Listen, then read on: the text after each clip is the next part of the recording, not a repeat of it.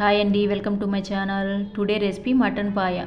ఇంట్లో ఉన్న ఇంగ్రీడియంట్స్తో సింపుల్ ప్రాసెస్లో ఎలా తయారు చేయాలో తెలుసుకుందాం. దానికోసం ముందుగా 4 మేక కాళ్ళని ఇలా ముక్కలుగా కట్ చేయించి తీసుకొచ్చానండి. దానిలో కొంచెం ఉప్పు పసుపు వేసి నీట్గా రబ్ చేస్తూ నీట్గా వాష్ చేసుకొని పక్కన పెట్టుకోవాలి.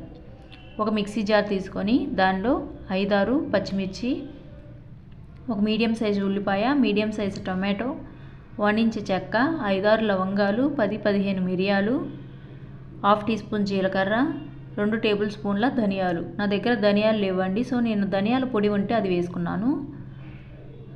2 టేబుల్ స్పూన్ల పచ్చి కొబ్బరి పేస్టు, 5-6 వెల్లుల్లి, 1 ఇంచ్ అల్లం వేసుకొని కొన్ని వాటర్ వేసుకుంటూ మెత్తని పేస్ట్లా చేసుకొని పక్కన పెట్టుకోవాలి. ఫ్లేమ్ని ఆన్ చేసి ప్రెషర్ కుక్కర్ పెట్టుకొని దానిలో 3-4 టేబుల్ స్పూన్ల ఆయిల్ వేసుకోవాలి.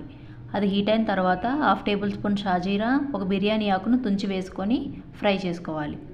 అవి కొంచెం ఫ్రై అయిన తర్వాత ఒక మీడియం సైజు ఉల్లిపాయ, ఒక మీడియం సైజు టమాటాని ముక్కలుగా కట్ చేసి వేసుకోవాలి. అవి కూడా ఫ్రై అయిన తర్వాత 2 రెమ్మల కరివేపాకు, మనం మిక్సీ పట్టి పక్కన పెట్టుకున్న మసాలా పేస్ట్ను కూడా వేసి 1/2 టేబుల్ స్పూన్ పసుపు వేసుకొని పచ్చివాసన పోయేంత వరకు ఫ్రై చేసుకోవాలి.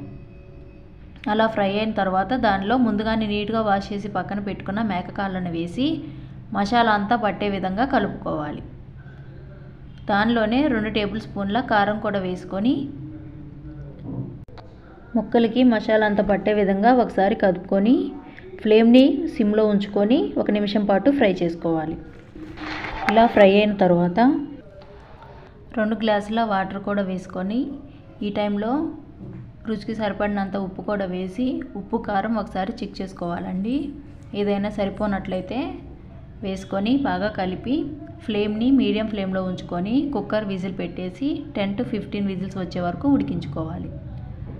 ఇలా ఉడికించుకున్న మటన్ను ముక్కలు అనేవి మెత్తగా ఉడికిపోతాయి. ఆ టైంలో 1 tablespoon kasturi methi, 1 tablespoon garam masala, 1 tablespoon mutton masala, 1 tablespoon కరివేపాకు పొడి కూడా వేసుకొని కొత్తిమీర పుదీనా ఉన్నట్లయితే కట్ చేసి అవి కూడా వేసుకుంటే అంతేనండి, గుమగుమలాడే మటన్ పాయ రెడీ. ఈ వీడియో మీకు నచ్చినట్లయితే లైక్ చేసి, షేర్ చేసి, సబ్స్క్రైబ్ చేసుకోండి.